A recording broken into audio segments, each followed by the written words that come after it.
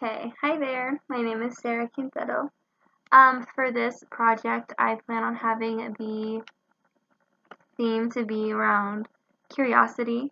The three questions that I found from the list were why do we dream? What happens during a coma? What happens when we die? I think these are all three questions so invoking when it comes to curiosity, and I think that since they almost don't have a solution, you can't teach your class to find a solution for these kind of curious and thought-provoking questions. I think that there's no such thing as a solution for these, but merely an understanding of them. And so I think that this theme is going to be curiosity in a world that we don't understand. And I think a great way to go about teaching a concept of this level is no better done than doing poetry. I think poetry really provokes emotion, and I think that it also captures curiosity in this almost artistic and emotional way. I plan on using Emily Dickinson's poetry. I think that she adds curiosity in a lot of her work, and I think that it's one of her main themes that she focuses on. An example would be How Human Nature Dotes. I think that's a great poem to analyze for this kind of thing. I also think that we can also delve in writing our own poetry, and that would be a great way to go about this concept. I think that would be also a great way to show an understanding for students by grading their poetry. I think also familiarizing them with types of poems. We can include maybe a haiku, just a whole bunch of different styles that we can delve into when it comes to curiosity. I think that at the end we can have the students write their invoking curiosity from the world around them, and it should explore the world around them, and I think that they should end a question pertaining to I think they should end their poem with a question pertaining to curiosity that maybe they're curious about.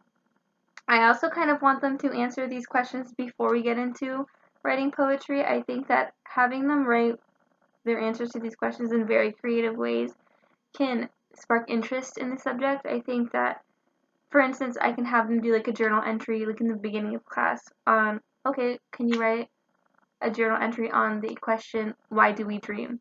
Why do you think we dream? Why do you think it's important to dream? What do you dream? And I think that around there can spark curiosity in that way.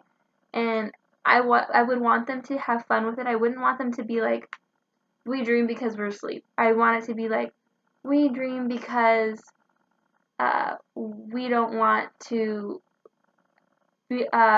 just see black when we dream. I think it should be something fun like that, or like what happens when we die.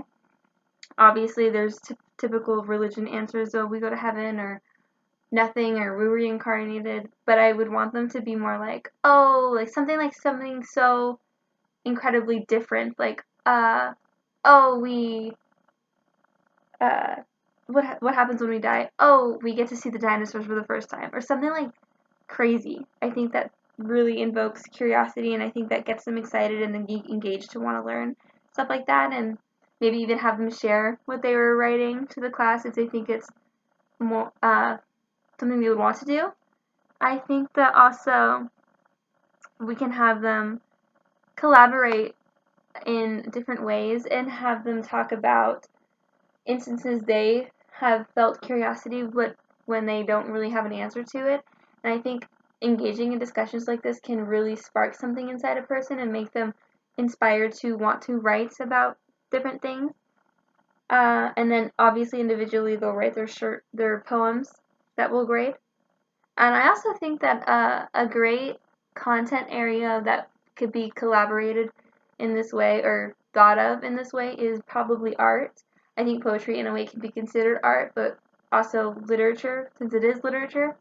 But I think we can also look at some art pieces and even be like, how does this art piece provoke curiosity? And how they go about that. Uh, I think this would also be important to my students because they would have to deal with curiosity in their everyday lives. I think that this would be really enriching for them, and I think almost maybe fun to learn for them. So that's what I have going on right now. I think I want to delve into more curious authors when it comes to poetry, delve into what kind of poems I would be, style poems I would be having them write or learning at the time, and then maybe going further into that. So that's my plan for now. Thank you.